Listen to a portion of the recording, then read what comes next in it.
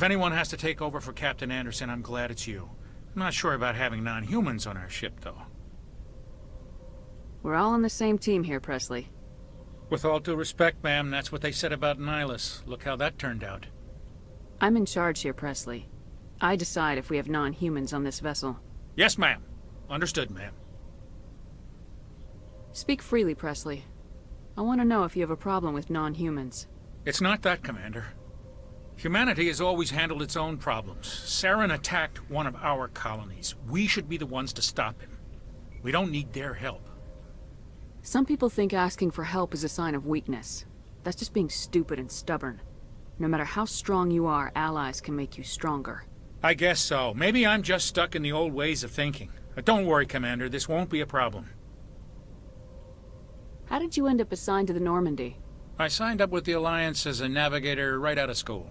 Following in my grandfather's footsteps, I guess. My first posting was on the Agincourt. We were one of the first reinforcements to arrive at Elysium after the Blitz hit. Those raiders were no match for an Alliance frigate. Of course, the only reason the colony was still standing was because of you, Commander. I can't believe you held out as long as you did. How'd you end up on the Normandy? I got my officer's commission after Elysium. Must have made an impression on the right people. Captain asked for me when he was picking his crew. Carry on, Presley. Yes, ma'am.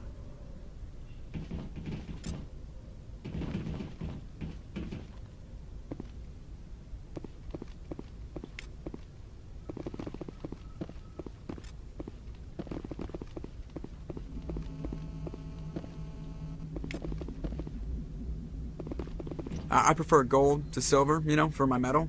I figured you'd recommend me for one since I, pulled your boots out of the fire. If we present you with a medal, you'll end up sitting on stage listening to politicians make speeches for a couple of hours.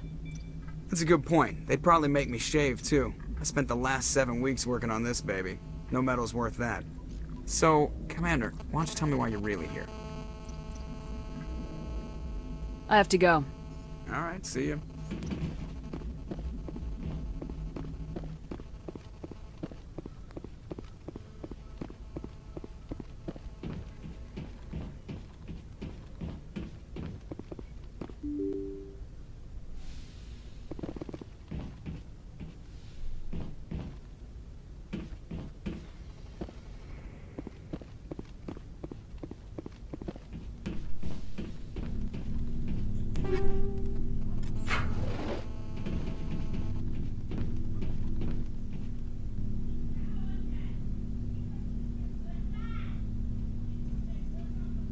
Commander, do you have a minute? I always make time for my officers. Off the record, I think there's something wrong here. This Saren is looking for records on some kind of galactic extinction, but we can't get backup from the Council? Sorry, Commander. There's writing on the wall here, but someone isn't reading it. The Council doesn't want to believe anything's wrong. I'd call it human nature, but... I hear you. It just seems like a group that's been around as long as the Council should see this coming. I mean, it's funny, we finally get out here, and the final frontier was already settled. And the residents don't even seem impressed by the view. Or the dangers. Well, well. You're a romantic. Did you sign on for the dream, Malenko? Secure a man's future in space? Yeah, I read a lot of those books when I was a kid, where the hero goes to space to prove himself worthy of a woman he loves, or, you know, for justice. Or maybe I was a romantic in the beginning, but I thought about it after brain camp. Biotic acclimation and temperance training. I'm not looking for the dream. I just want to do some good. See what's out here. Sorry if I got too informal. Protocol wasn't a big focus back in Bot. Tell me about it. Biotic acclimation and temperance didn't last past the airlock. To the kids they hauled in, it was brain camp. Sorry, hauled in is unkind. We were encouraged to commit to an evaluation of our abilities so an understanding of biotics could be compiled. There are worse results of accidental exposure to element zero in the womb. Beats the brain tumors some kids grew up with. Is there some question about how you were exposed? My mother was downwind of a transport crash. It was before there were human biotics, a little after the discovery of the Martian ruins. It only gets iffy around 63 when Kinetics was running out of first-gen subjects. Until then, they'd relied on accidentals. Bunch of guys in suits show up at your door after school, and next thing you know, you're out on Jump Zero. You know of any intentional exposures for certain? No one knows. Doesn't mean they didn't happen. As big as the exposures were, it was hard to track down accidentals. It was different then. No one knew the potential, so there wasn't a lot of regulation. Anything Kinetics did was gold. I'm not saying they intentionally detonated drives over our outposts, but in retrospect, they were damn quick on the scene. Jump Zero is Gagarin Station, right? What's it like? Yeah, that's the official name. Biggest and farthest facility we had for decades. Right on the termination shock, the outer edge of the solar system. It's where they did all the Goose Chase FTL research before we caught on to using mass effect fields. It was a sterile research platform when I was there. There were other kids in the same boat, right? At least you weren't alone out there. That's true. We did have a little circle that'd get together every night before lights out. We didn't have much to do, though. It was a research platform then, and Kinetics kept Jump Zero off the extranet to prevent leaks. Then you must have had plenty of time to get to know each other. Yeah, we'd sit around and bull every night after dinner, play cards or network games. There was this girl named Rana, who had a little circle grow up around her. She was from Turkey. Her family was very rich, but she was smart and charming as hell. Beautiful, but not stuck up about it. Like you, I guess. Ma'am. Sounds like she was special to you. She was. Maybe she felt the same. But things never felt together. Training, you know. Jump Zero's a long way from home. What was it like? The grand gateway to humanity looks a lot better in the vids. Anyway, this was supposed to be a casual debrief, not a bull session about stuff that happened years ago. I wanted to get to know you a little better, that's all. Thanks for the talk, Caden. Well, you're welcome, ma'am. You, make a habit of getting this personal with everyone? No, I don't. We'll talk again later. I'll need some time to process that, Commander. But, yeah, I'd like that.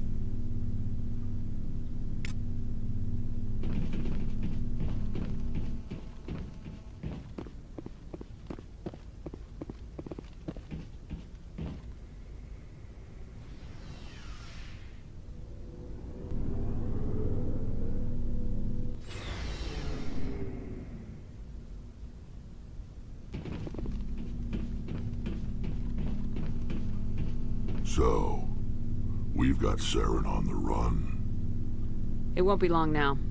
Saren's good, but I'm better. Good. He's rotten. To the core.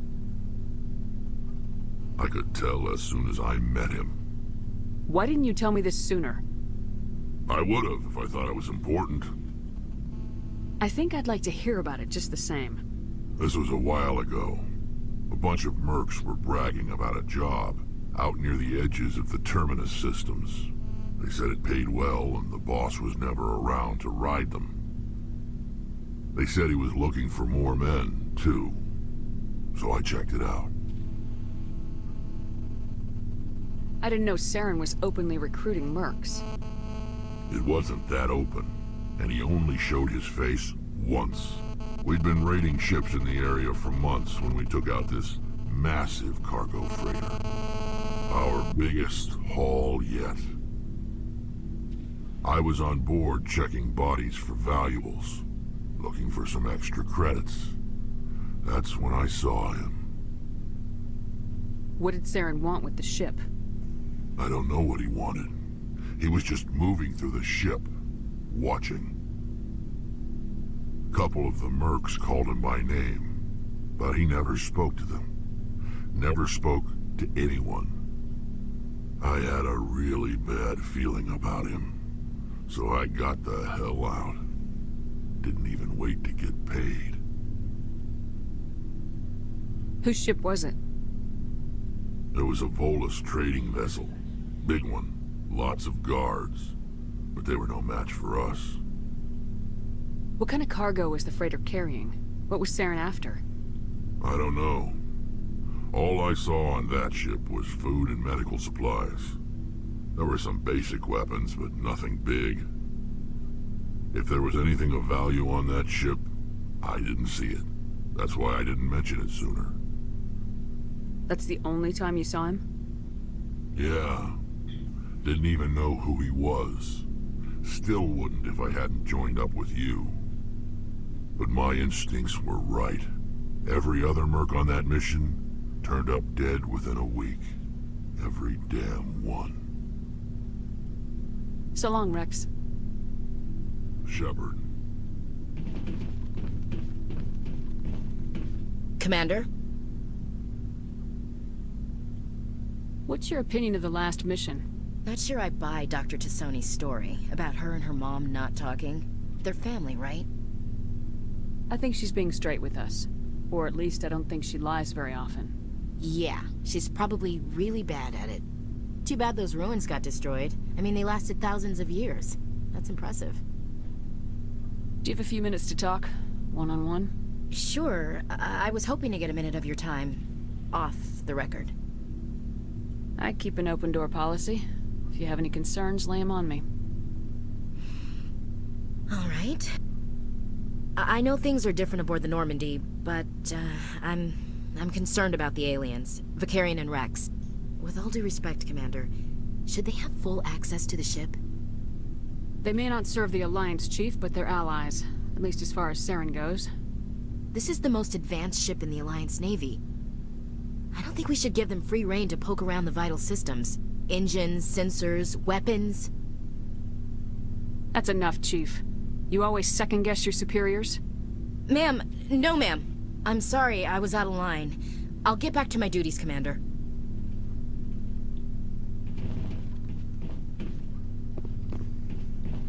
Commander, how are you? Why did you want to be a C-Sec officer in the first place? That's a good question. There were several reasons, I guess. Like what? Probably the same as most officers. I wanted to fight injustice, wanted to help people.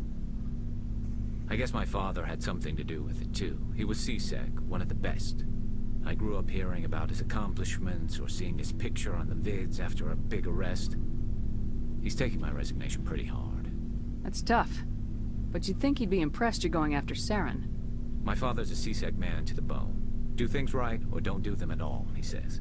He thinks I'm being too rash, too impatient. He's worried I'll become just like Saren. He actually talked me out of becoming a Spectre when I was younger, for the same reasons. You were asked to be a Spectre. Well, I was targeted as a possible Spectre candidate. Me and about 1,000 other Turian military recruits. I could have received special training, but my father didn't like it. He despises the Spectres. He hates the idea of someone having unlimited power with no accountability. He wouldn't like you, Commander. No offense. I suppose I can understand his concern. You can. But Saren's not going to play by our rules, C-Sec's rules. If you want to nail Saren, you need to send someone who isn't restricted by policies and procedures. Just because you can break the rules doesn't mean you should. I don't need to stoop to Saren's level to stop him. And neither do you, Garrus. I see what you mean, but I'll think about it. Thanks, Commander.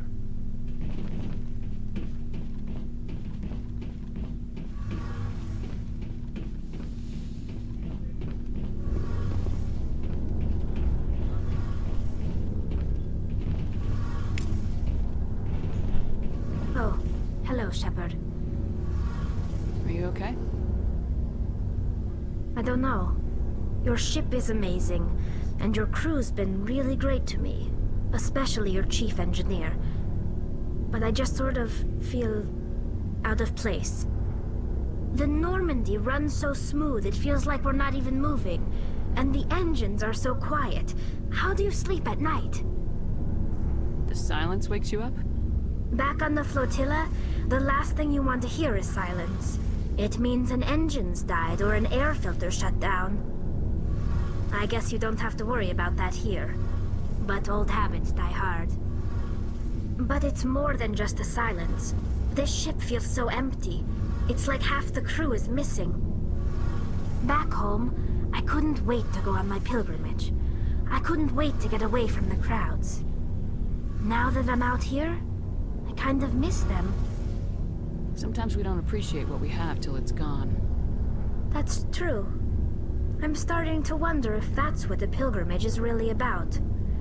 It's given me a whole new perspective on my people and our culture. You know, there's always a few who go on their pilgrimages and never return. I always assumed something bad happened to them. But maybe they just wanted a different life. You do plan to return to the migrant fleet, right? I could never abandon my people, Shepard. I will go back eventually. But we have to stop Saren first.